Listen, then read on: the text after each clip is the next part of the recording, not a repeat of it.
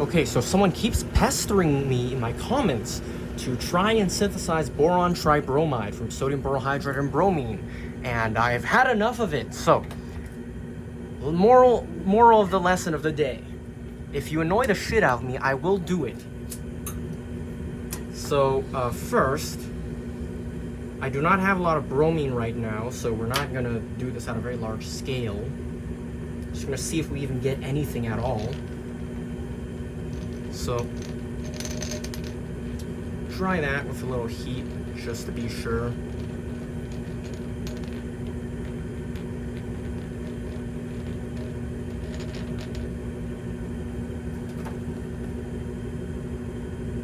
It's probably dry then. So, wait for that to cool down.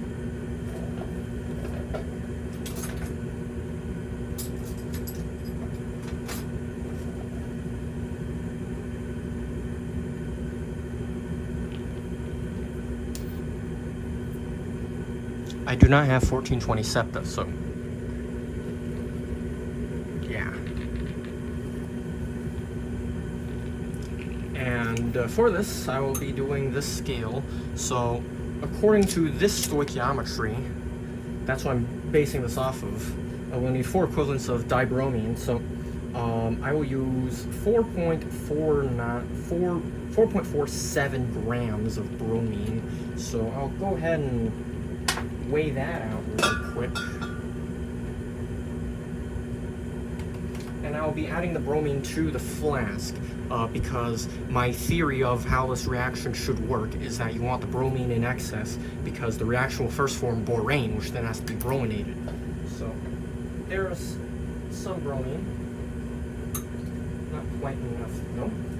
So we measure out some more.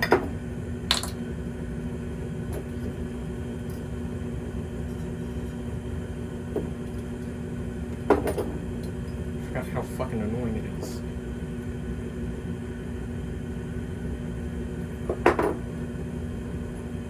It's brominating my syringe.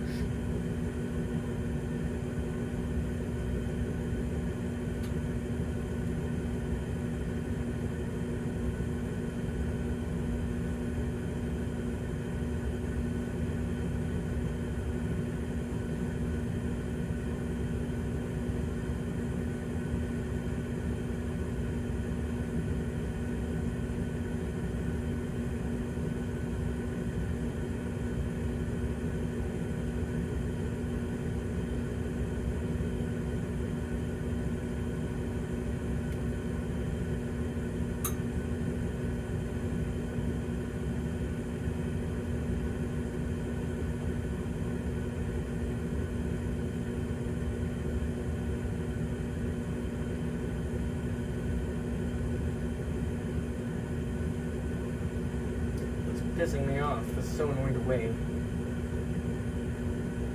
Single drop is so fucking dense. Single drop is 5 milligrams.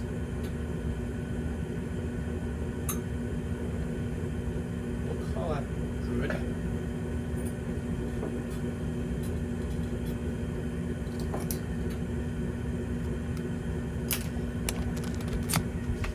There's your bromine.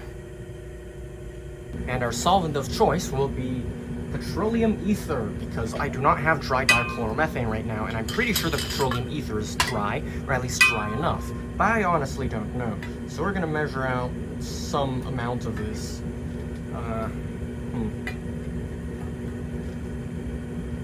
10 milliliters, I think that's a good amount. Approximately 10. More like 11. We will add this to our bromine. And as far as I'm aware, petroleum ether should not react with bromine in a significant manner, or with boron tribromide, as long as it's free of impurities, which I don't know, but should be. And we will cool this in an ice bath, because this reaction is expected to be exothermic.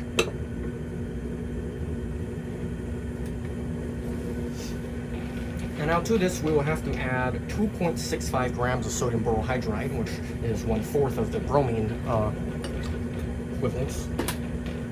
So, This is what I have. It's from VWR. It is probably not dry.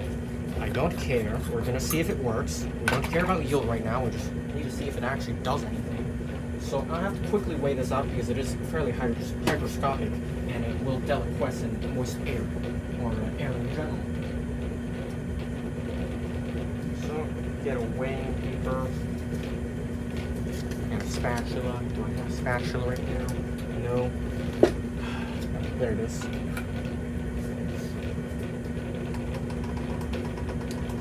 2.65 grams. 0.265.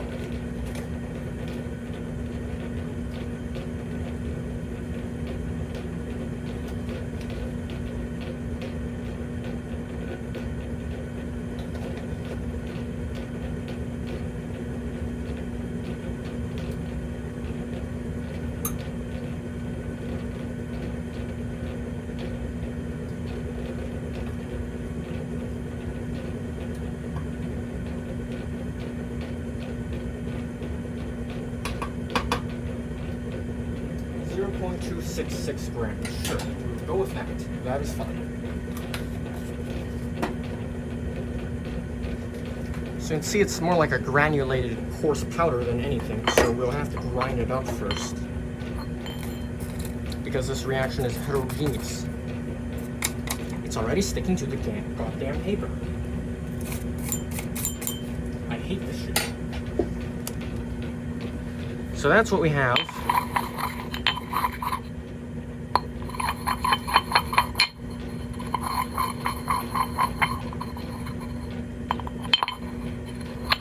I think that's decent.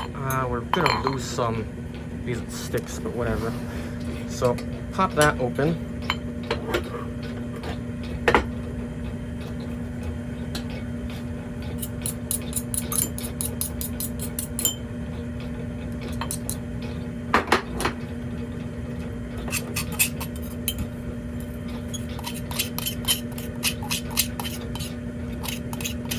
That's fuming a little HBr because I think there's some HBr in my bromine.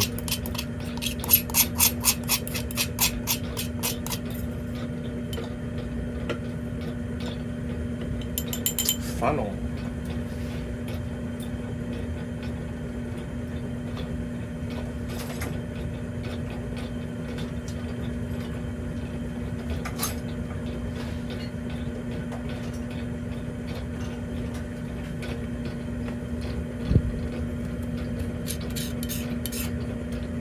Oh yeah, it's doing something, all right. Reaction's a bit vigorous.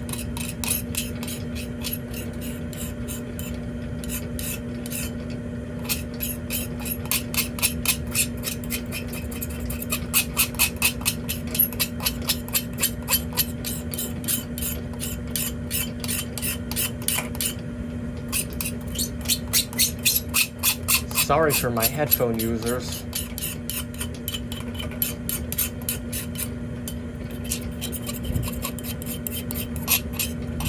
I don't know if introducing metal to this will do anything.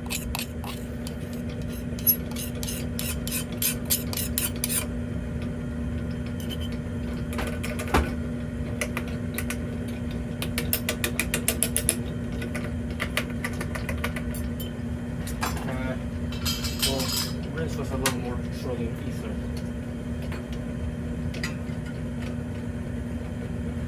Approximately 5 milliliters into the mortar and pestle.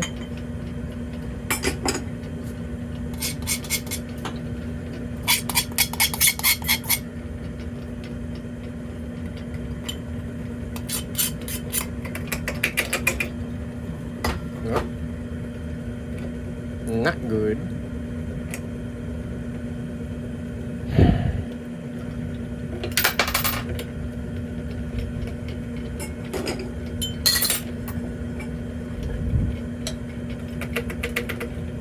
Just sticking to the funnel. You know what? Doesn't matter. We'll just count that as a loss, and I will loosely stopper this because it is off-gassing more HBr as far as I can tell. Still want to actually seal it. Just want to exclude moisture and air. And I will take it out of the ice bath now. See if that does anything.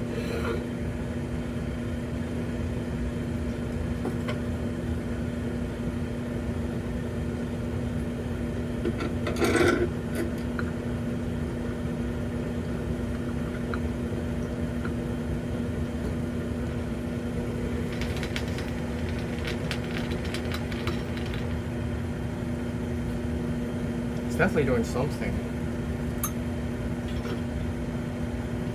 Yeah, that's a lot more HBr, I'm pretty sure. I might actually have to reflux it because heterogeneous reaction. But the Surbar will eventually grind it down. Though how efficiently, I don't know.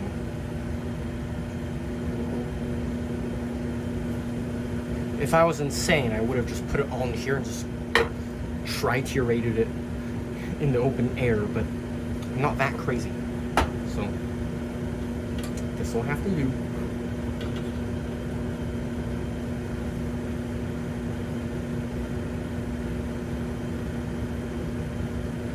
Yeah, let's just bring it to a gentle reflux.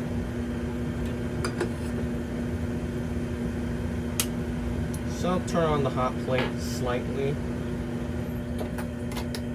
And with hope, the bromine color should go away as it reacts.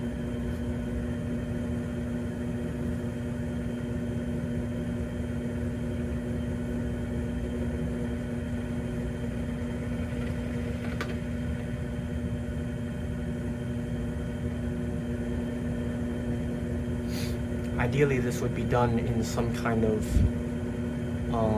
solvent where the sodium borohydride can dissolve, but I can't think of any off the top of my head that would not react with bromine, so yeah. I'll put that loose thing on top. Wedge it with a little paper, actually.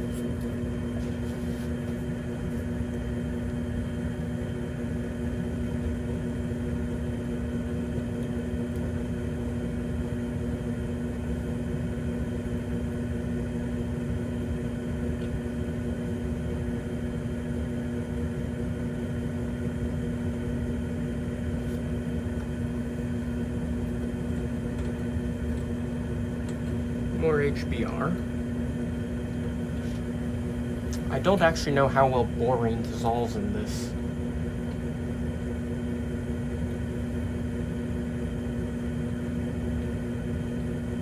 And I should hook this up to some kind of coolant.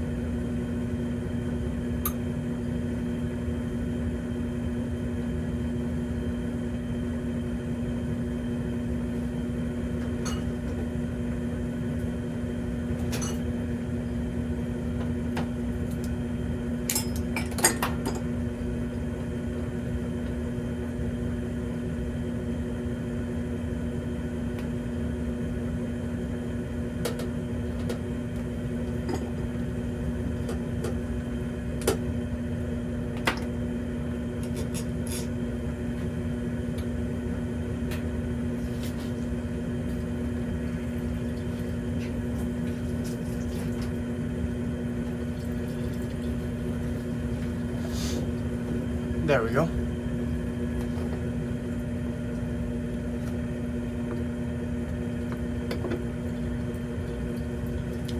Is it boiling? No, it's just warm. It's slightly boiling.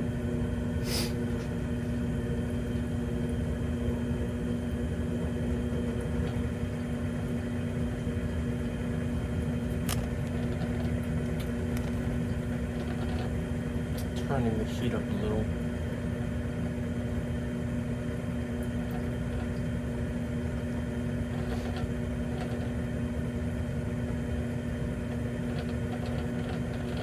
If all else, we can add some excess sodium borohydride, because this definitely isn't going to be reacting very quickly.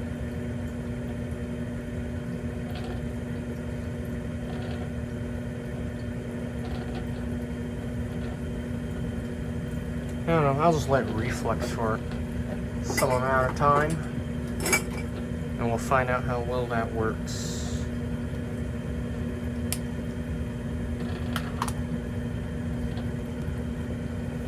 Though, but there's definitely a lot of HBr leaving the reaction now, whether that is from off-gassing from the bromine itself, because a little bit of HBr is in the bromine, or it's actually from the reaction, I don't know. But, I mean, it looks like it's doing something, so...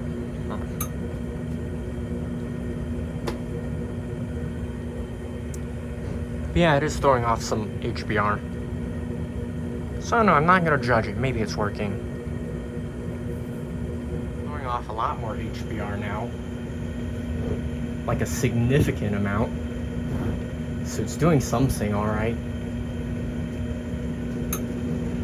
And I don't think there was that much HBr in my bromine, and if you take a look in here, it looks a bit weird. Don't know what that is. I will not lie, that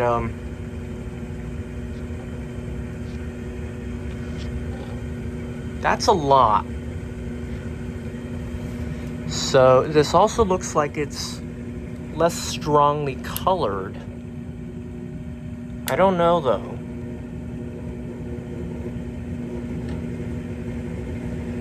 And it also does look like there's a bit finer of a precipitate in there, but again, I don't know.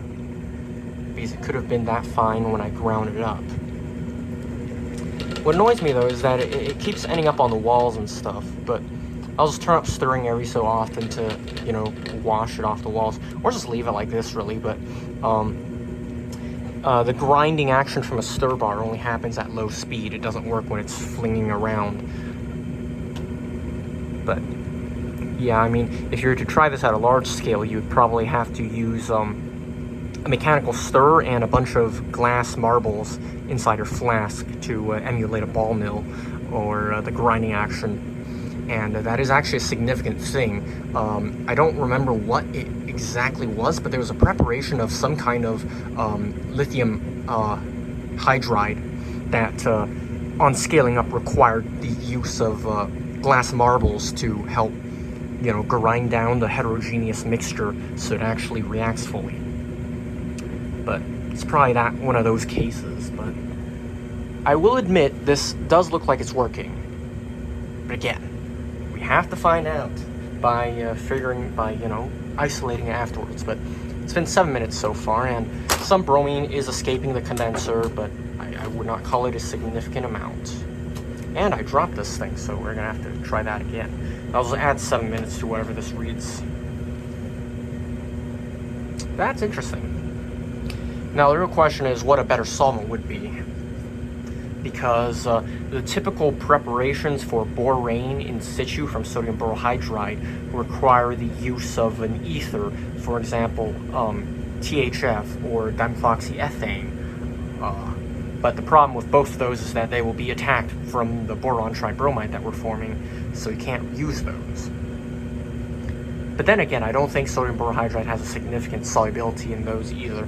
Another thing that comes to my mind would be the use of crown ethers to increase solubility, but again, those are ethers, they will be attacked. So it's really a mystery to what the best solvent could possibly be. Perhaps something with a very high boiling point. But I don't think that's as important as grinding the reaction mixture very thoroughly. And what also could be happening is maybe just the petroleum ether is not free of alkenes and it's oxidized and it's being brominated, releasing HBr. I'll quickly test that actually. I'll take a little bit of my petroleum ether and shake it with some acidified permanganate. So there's a little water. There's a little of whatever this stuff is. It's potassium permanganate, but it also has sodium sulfate in it. I didn't titrate it yet, but you know, I don't expect it to be less than so we will just treat this with a little sulfuric to make permanganic acid.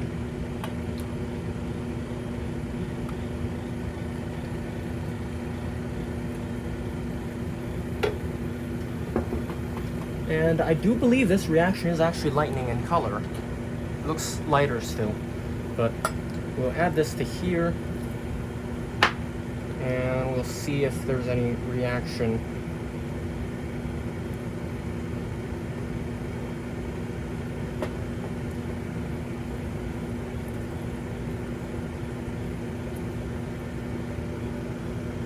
Does not appear to be.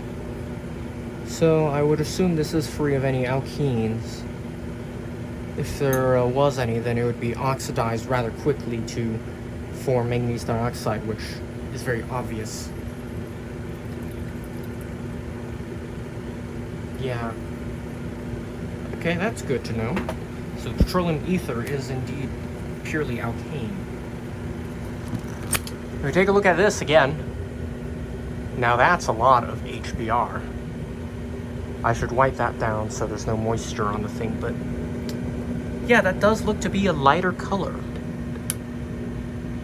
if my eyes do not deceive. Let's do that to wash the walls a little, and then we'll just keep it going at that speed. Because again, you can see it grinding at the solids.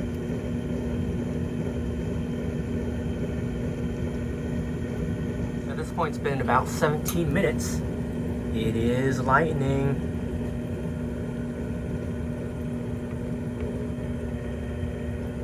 And there's a lot more fuming too. Don't know why.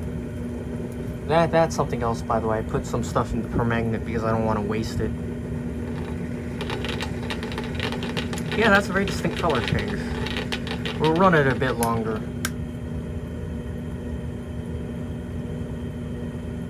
That's very quick. It's 18 minutes now.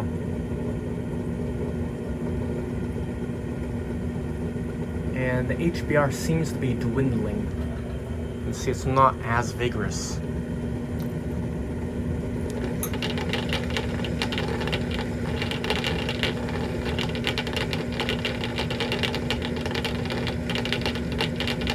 And you can see that these solids are a much finer powder now, and it looks slightly different.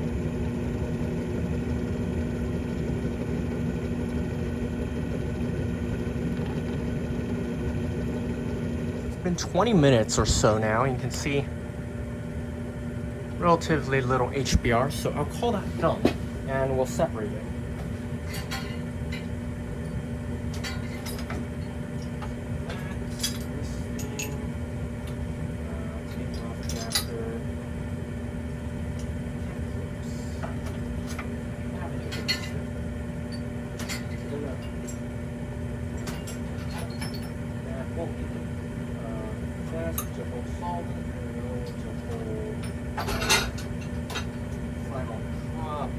Which I have to weigh.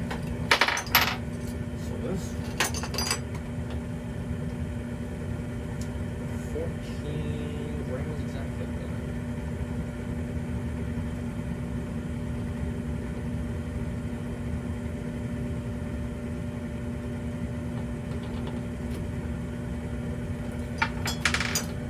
This one already has a weight on it.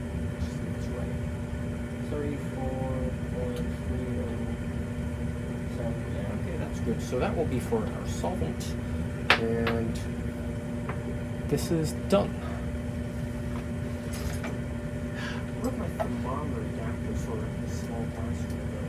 So I'm gonna have to get it created.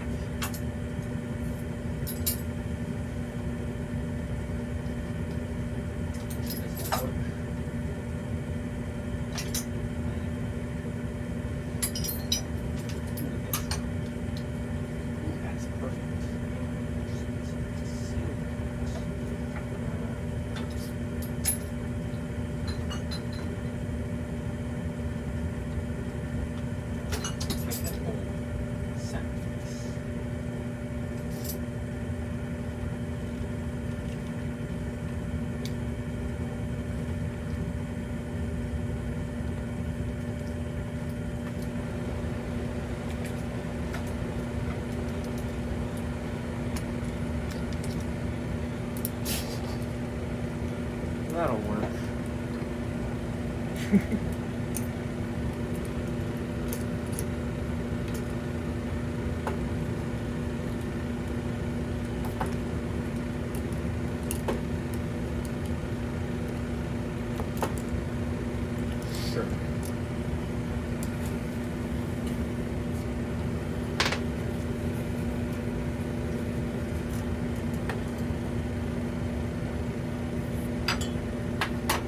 Do I not have any small tablets?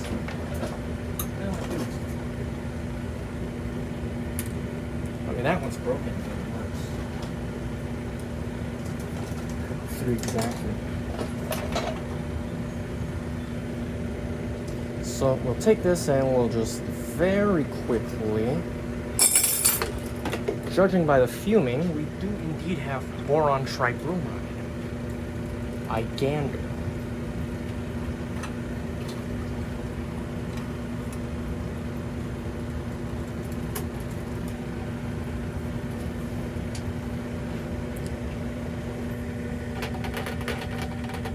So now we just wait for this to fractionate.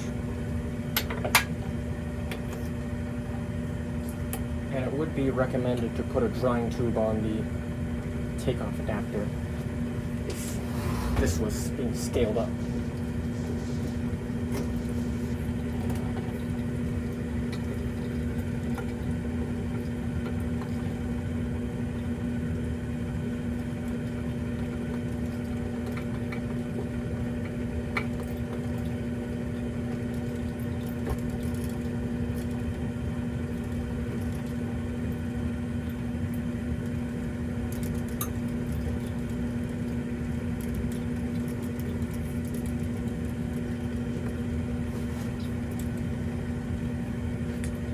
Is this boiling yet? Doesn't look like it's climbing, so I'll turn the temperature up. Because boron tribromide has a rather high boiling point, 90-ish Celsius, 91. We just have to boil off all the petroleum ether, and then we can set up for simple distillation afterwards. And to check my petroleum ether, the boiling point is 35 to 60. So we'll just run it up to that.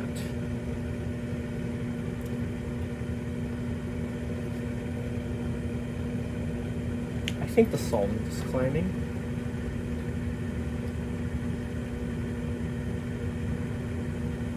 Yeah, it's there. Oh no, it's already over.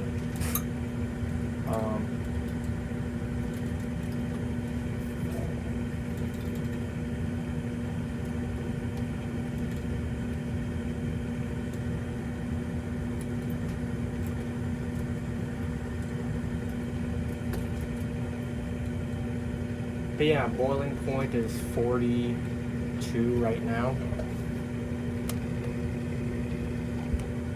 So that's our petroleum ether.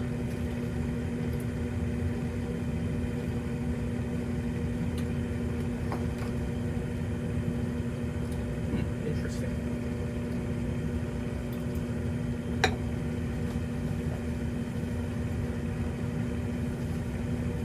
42.5.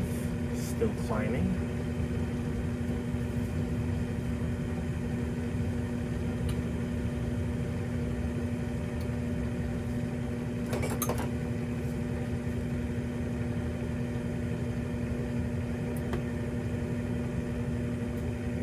About 16 flask. Near the 16 flask. So petroleum ether is coming over stable at 43.5 or so. So I think that's pentane or something. It's rising again. So next would probably be hexane.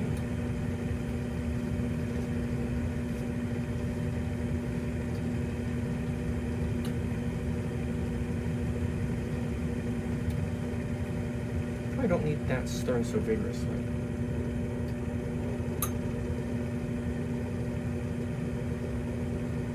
Just need stirring enough that it's boiling, but because this is being heated on a flat surface, you don't actually need very fast stirring because the liquid otherwise won't be in the middle and transferring more heat. Right now it's mostly radiant heat. Temperature's up to 45, rising.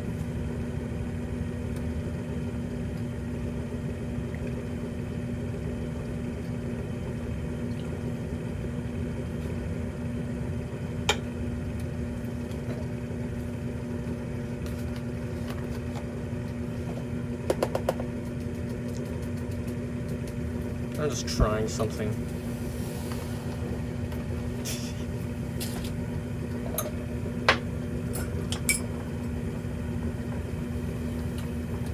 Interesting.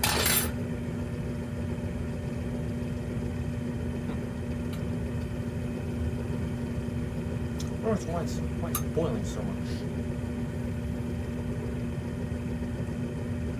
I wonder why it didn't work with manganese dioxide. I have been trying to run an oxidation of a secondary alcohol with manganese dioxide and sulfuric, and it didn't work. But permanganate obviously works, but the now formed activated manganese dioxide still doesn't oxidize it, which is very interesting.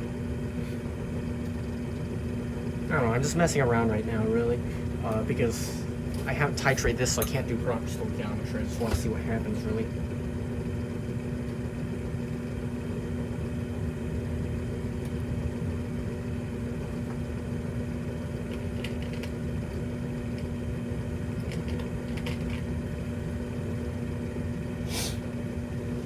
Boiling point 48? Yeah, 48.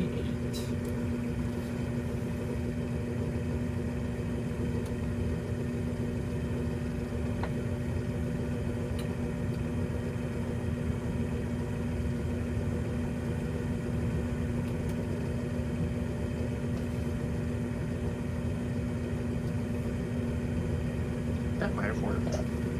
Set that aside. Up to 50 Celsius. So our ether is going to be done distilling soon. And we'll have our boron tribromide, presumably.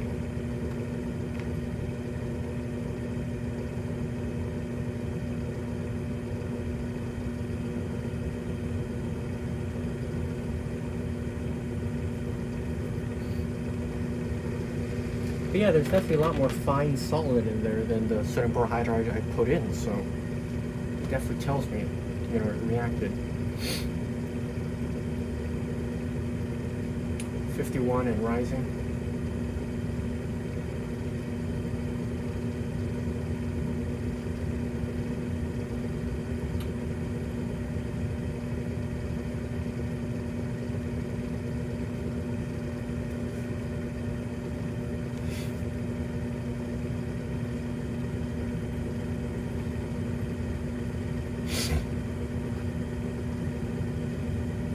And funny thing is, I've been using this condenser for a different reaction, and I obviously have it set up wrong, but it's actually been slowly pulling all the air out because the glycol is so viscous. It, you know, bubbles form and the bubbles get pulled over, which is very cool. 52 Celsius now. Very slow distillate. Let's check what this is at. 65 or so. 65, 70, maybe 80. Depends on where you aim it.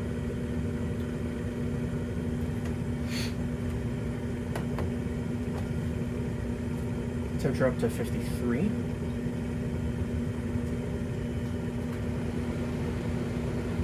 And it's distilling again, so that's probably hexane or something.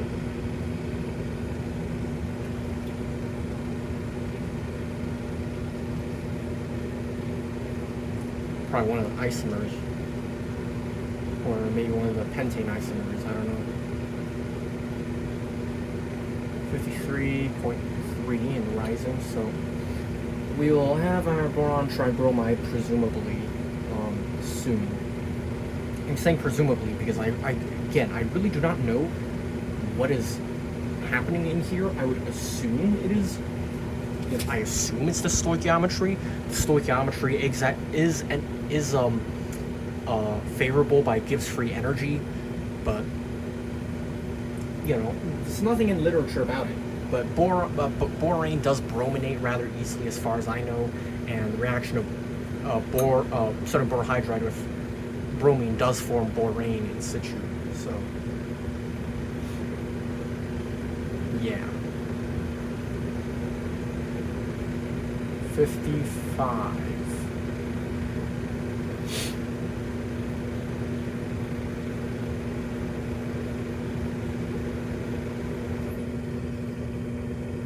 Might have to turn up the heating a bit or insulate it.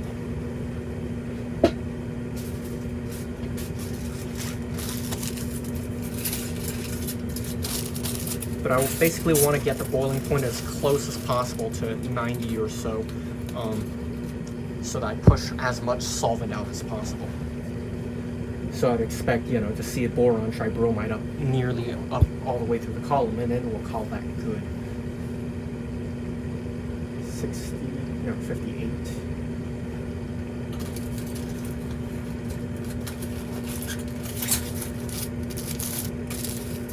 Trying to make a little skirt to keep a pocket of hot air around the flask as an air bath.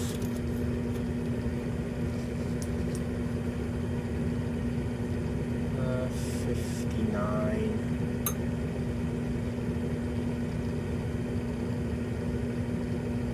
And you can see a new vapor front traveling up the column.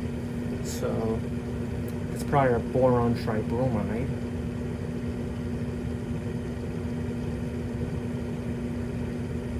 We can check it.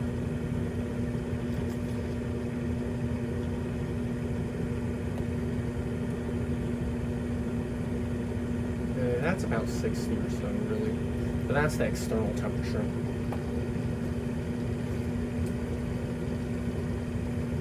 Boiling point is still at 59 or so. So I do believe that would be most of our solvent pushed out.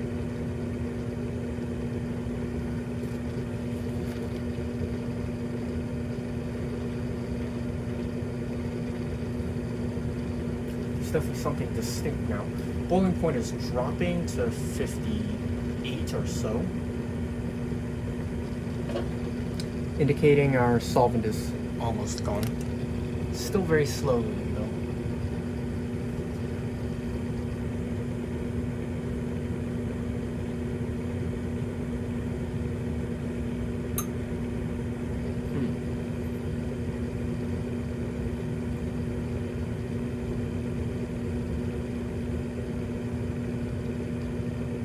It's kind of difficult to tell where a vapor front is in this small column. Temperature's dropped to 57 now.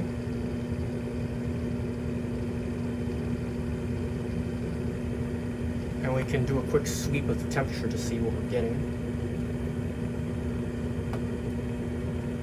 So that's at 60. Less.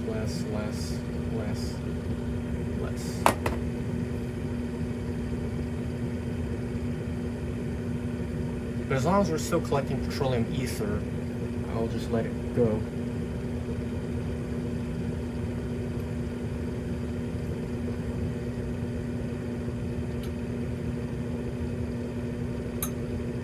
And you know, I'll insulate the column partially.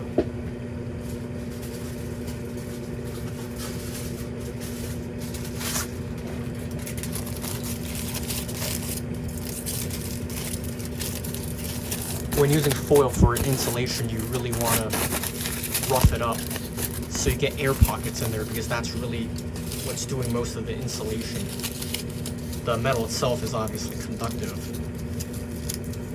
And it also reflects a little bit of radiative heating back, but for the most part it's because it traps air.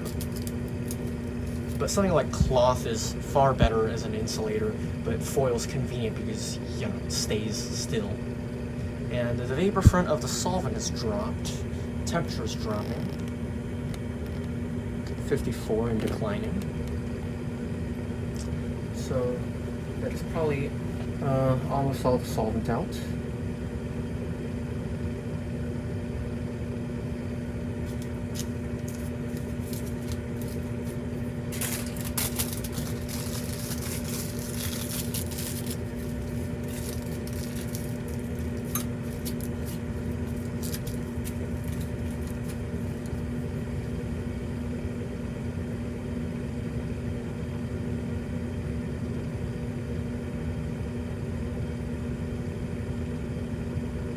Like I said, I want to get every last bit of solvent. But we do have a liquid left over. So I do believe that is boron tribromide, which theoretically the sodium bromide and borohydride that's still left in here is insoluble, so you could just filter this really instead of distilling it. But distilling will confirm the boiling point, which will give us the identity of what this probably is.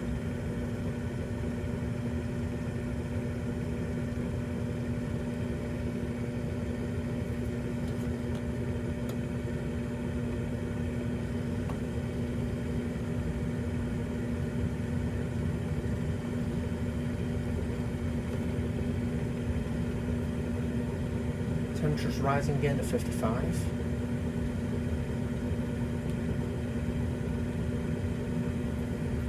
And once that shoots past, let's say 60, or maybe 65, then I'll swap the flask over after collecting a few more drops, because there's a little bit of stuff left in the glassware, obviously.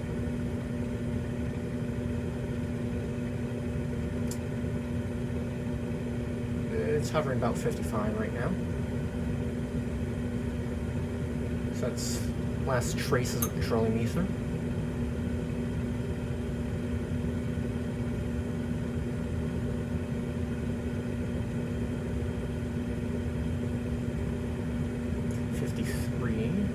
I'll turn up the heating a little bit. Hot plate's at 340. We'll go to 350.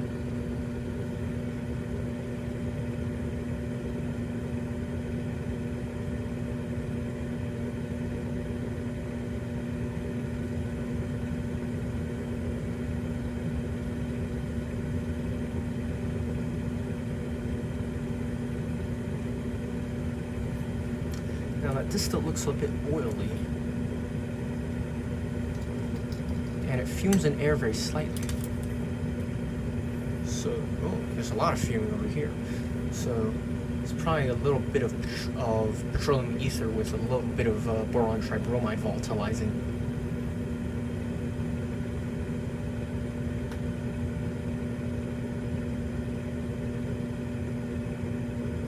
I should have looked up if boron dibromide and boron bromide is a thing.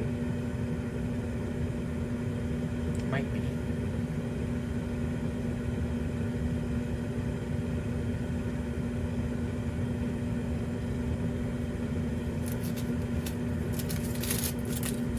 Yeah, this is definitely at a higher temperature. Yeah, we'll call that good. Let's see how far up it went. Halfway up the column maybe. So that's good. I will go ahead and take this off heating to let this all condense and cool down, and I'll set it up for simple distillation so I don't have loss in the column.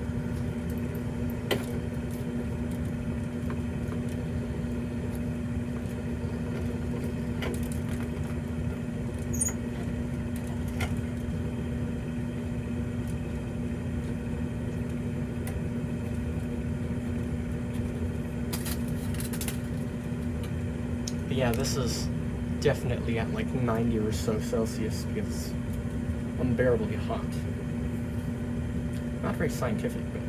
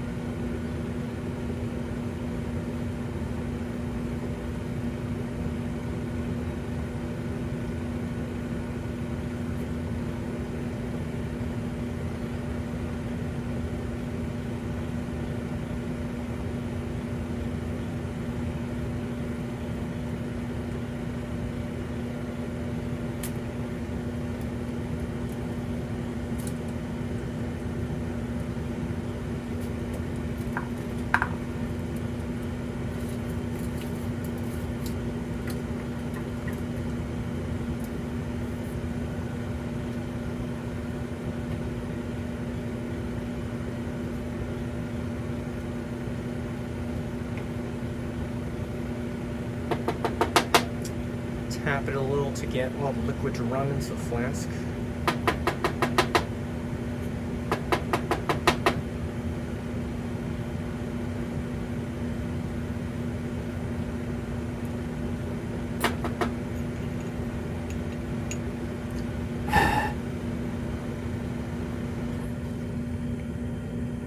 it's definitely a fuming liquid.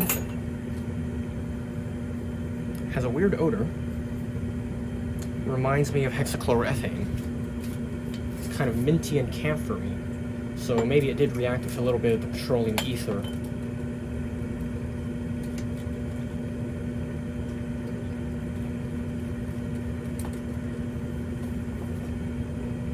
So now we continue distilling.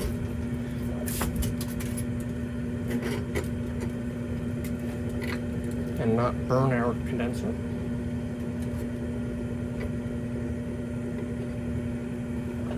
Oh, spilled petroleum ether. I'll just take this off entirely. You can see the HBr dissolved in the petroleum ether to some extent.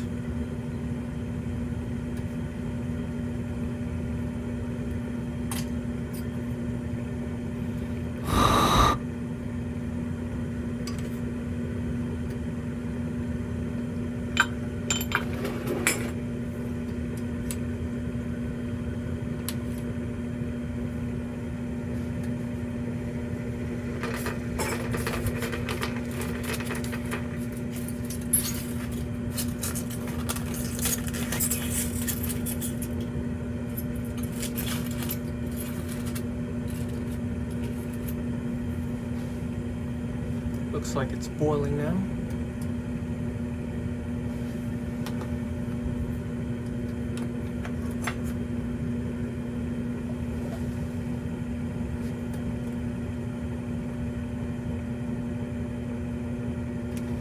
Temperature's climbing, 42.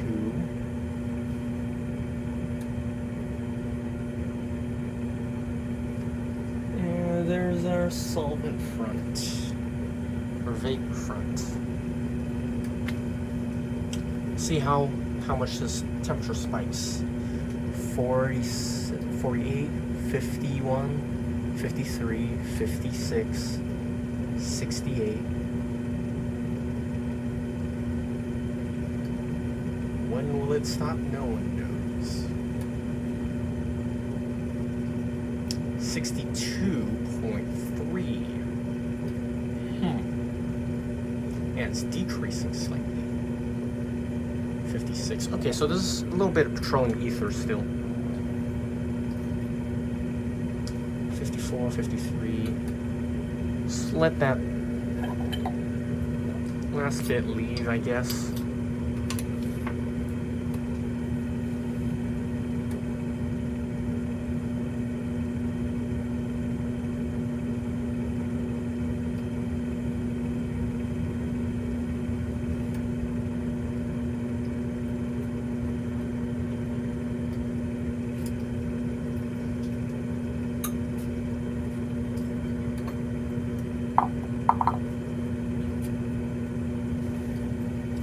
Rising to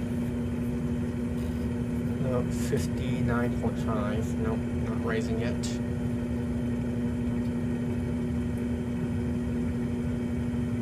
There's a new vapor front, which should be our Boron Tribromide then. Yeah, it definitely looks higher boiling point by how it's behaving.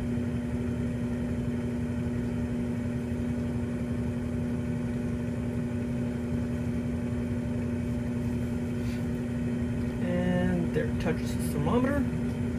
63, 65, 70. That's our product for all. That's our product, all right. So we will remove that.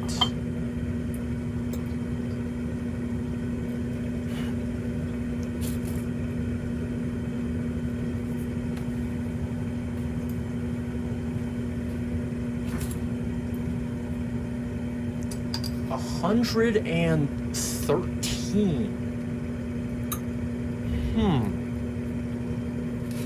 That's strange. 122. Maybe it's the air bath. Maybe the vapor's getting superheated. Temperature's dropping after I remove that. So it probably was superheating it.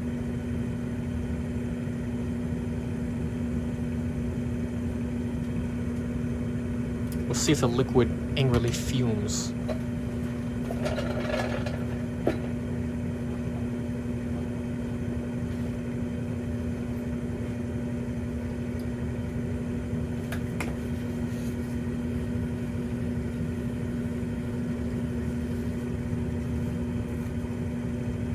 It smells very minty.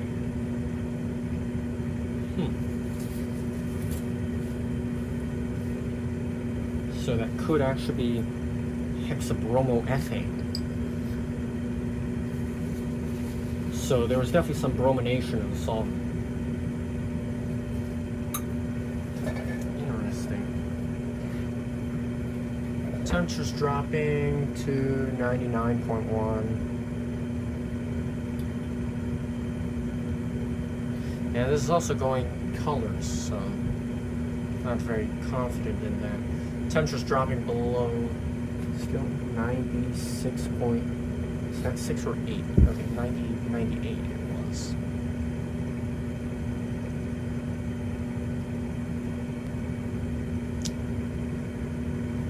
Okay, we're getting a droplet of something.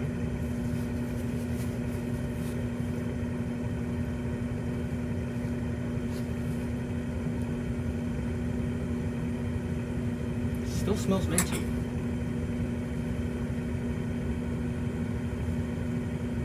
Could not tell you what that is. 91.9.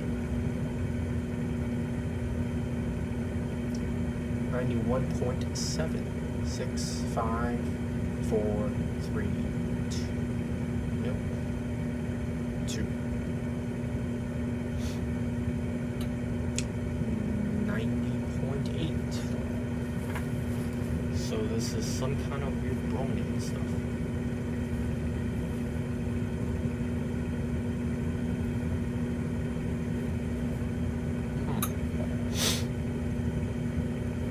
See little orangey stuff in there. I don't know what that's all about. I increased the hot plate to 375. 89.76, 4, 2, 1. So, brominated junk. Disappointing. But the other solvent I could have ran it in is dichloroethane, which boils very close to that of boron tribromide, so it'd be very annoying to separate. My dichloromethane, again, it's not dry.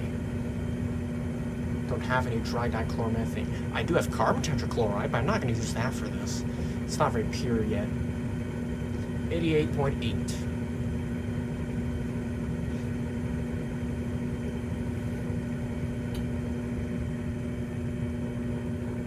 I think I'll just have stirring going very slowly,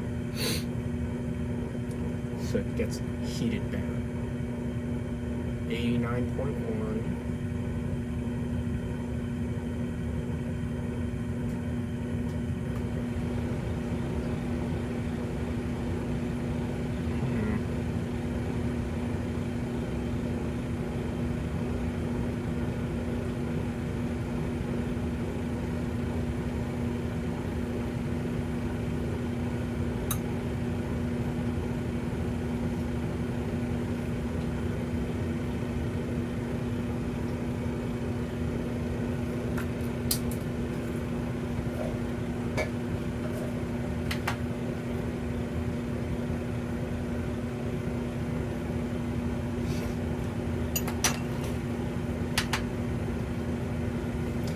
Still, whatever that junk is distilling.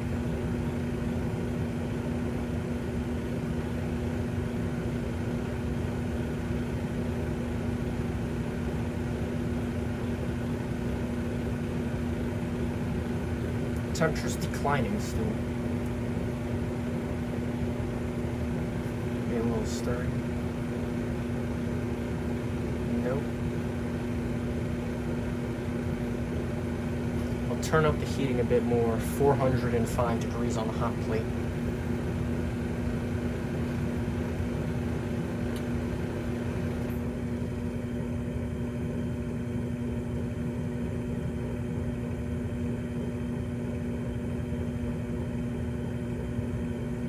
52.3 and dropping.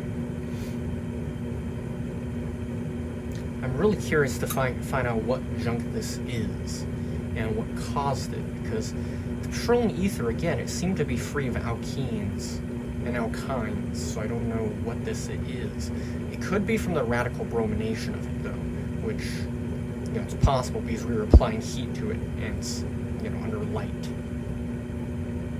Temperature's rising, 56, and increasing. Distillate does not seem to fume.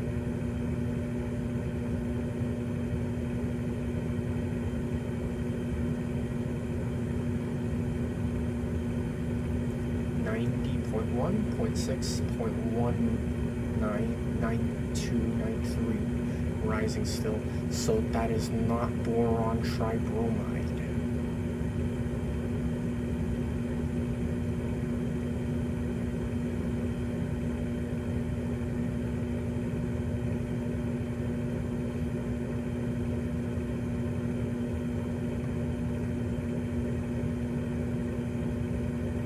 $105.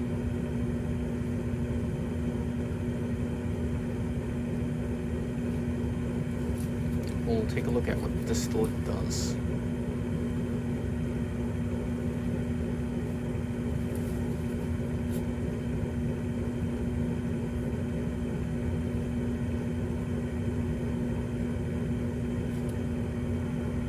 Again, distillate smells minty. Does not fume. It's a little bit lacrimatory too. So something brominated, obviously. So the petroleum ether is not suitable, I suppose. I'll have to get some dry. I have to dry my dichloromethane. Could have tried chloroform for this. Though the chloroform could be reduced by sodium hydride. It's a possibility. Okay, now distillate's fuming. Still smells minty.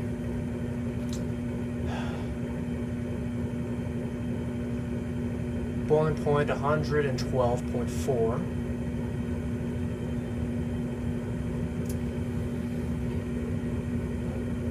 Liquid does seem to fume far more though.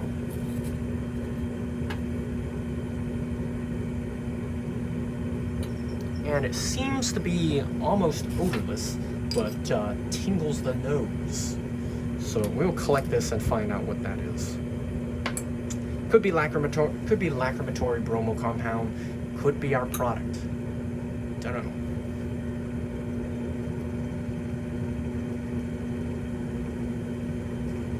Yeah, boiling point doesn't seem right to me. 120.1.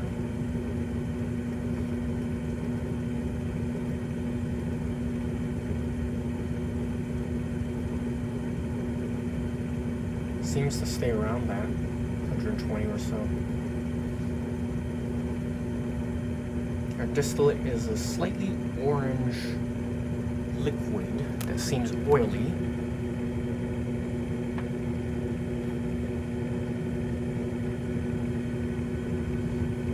Boiling points declining, 118 dropping.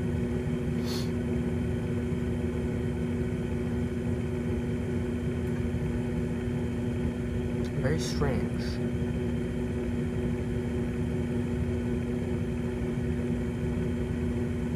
$116 now. Check the flask. Flask is at like 146. Temperature's still dropping though, even though we're still distilling something. So I don't know why it's doing that. That's strange.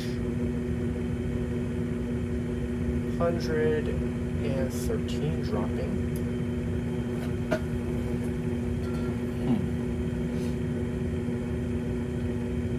This is some real science.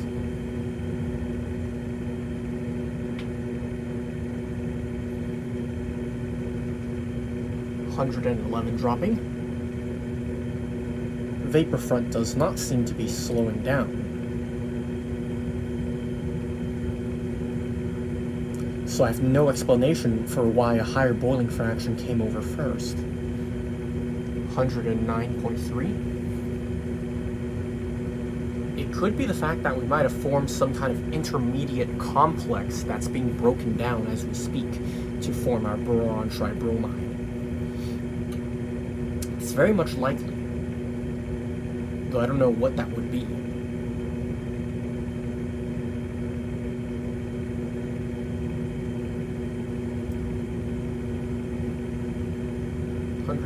Dropping, and our flasks seem to be still boiling away.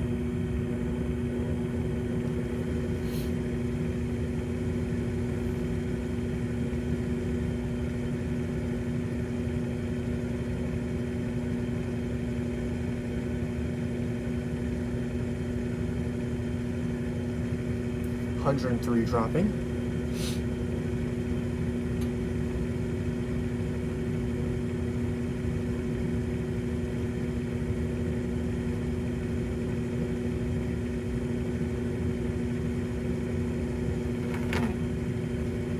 $101.54345, rising again.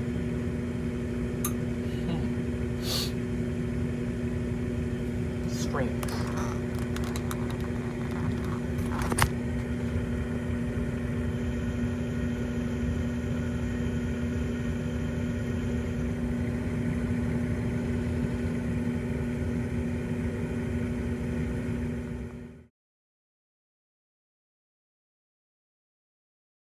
It's dropping again. I'll turn the stir bar down.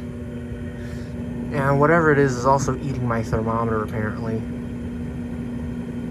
The stainless steel, so it shouldn't really be attacked by anything. Unless a little moisture got on it earlier, which there probably was. Looks like ferric bromide to me. Still not at 91 though. And by the way, I am above sea level, so the pressure in my lab is actually, I think 98, like 0.98 kilopascals. No, 98. No, not 98. 986. What? Yeah, no. I have no idea what I'm talking. Either way. It might have been hectopascals. I don't know, but the pressure where I'm at is below 1 atmosphere. So I would expect the boiling point to be lower, not higher. Fuming. It's probably boron tribromide at least, or at least there's some of it.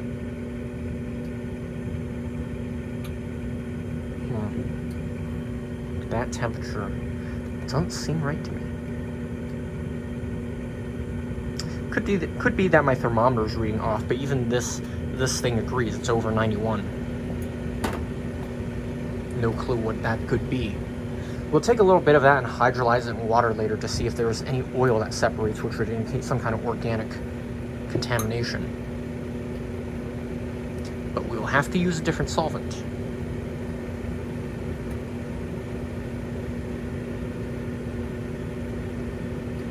I'm going to stop recording because it's just a lot of boring filler footage. So until something interesting happens, temperature is rising yet again for who knows why.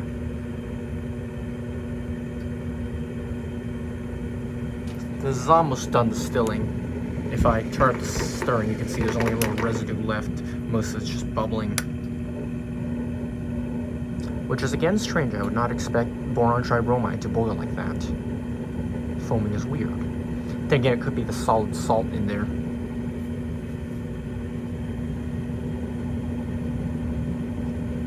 Yeah, this is very slow. Fuming though, and I do not know why it's doing that in my condenser. That would probably be the organic part.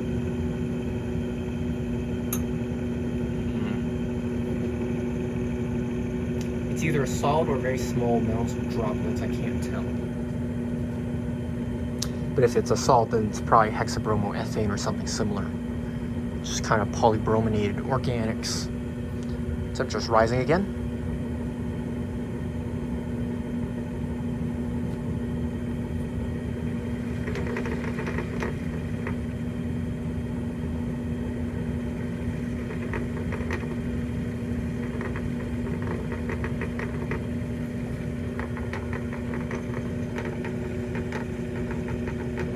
I think I'll insulate this.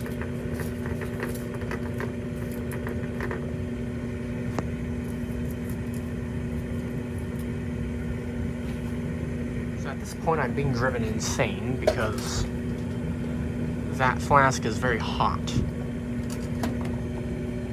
It's just not. I've insulated that, and yeah, it's not our product, so I don't care anymore. This is done.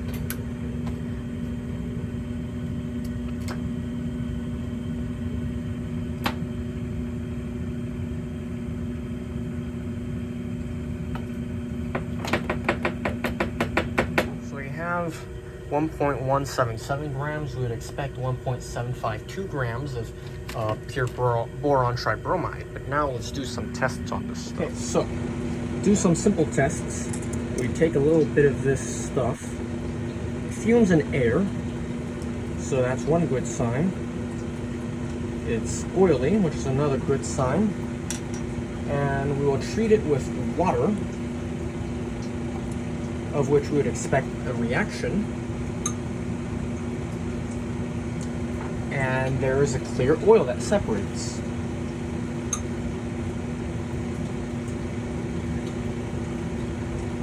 We'll heat it a little bit and see how that one fares. In the meantime, to the second sample, I will add some propanol, which would react to form propyl bromide.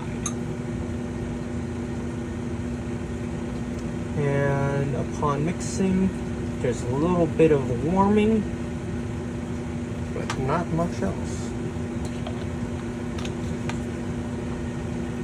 And we'll warm that too.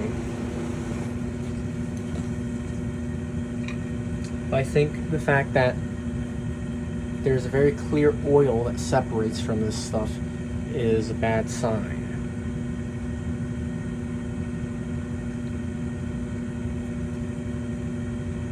Still minty odor to it. And the one with propanol,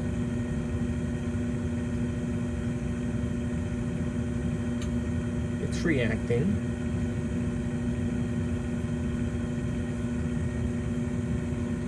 Again, minty odor, no smell of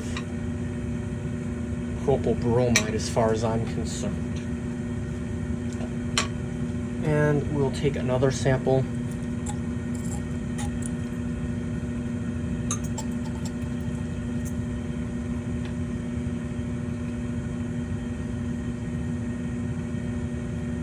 Actually, let's see what happens if we add it to hot propanol. We'd expect HBr to bubble, but no, not really.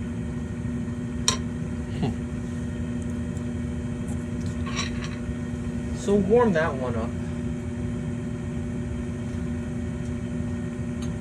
And treat it with a small amount of sodium hydroxide, 25%, of which, if it was boron tribromide, we would expect it to definitely react vigorously, but it does not.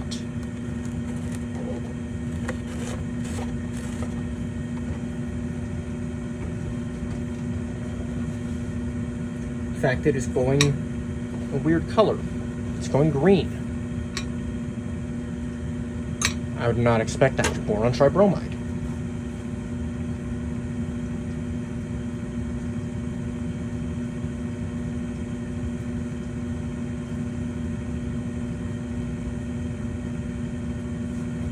This one's boiling.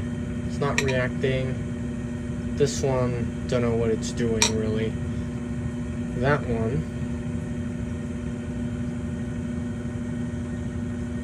still a distinct phase. So, no boron tribromide has been formed in any significant amount. Instead, we have formed mystery brominated compounds, which are probably poisonous. Wasn't that fun? I will have to rethink how we may approach this reaction. But as of now, it appears the result is no, it does not work. Which is disappointing to the guy who keeps asking me to do it. It doesn't really disappoint me because I don't really care. But that's fun. So we just made a bunch of random shit. So I'll have to dry my DCM over sieves for a couple of days. But when I have some dry DCM, we'll try using that as a solvent next time. But that's all I got for today. Yeah, I mean, it didn't work.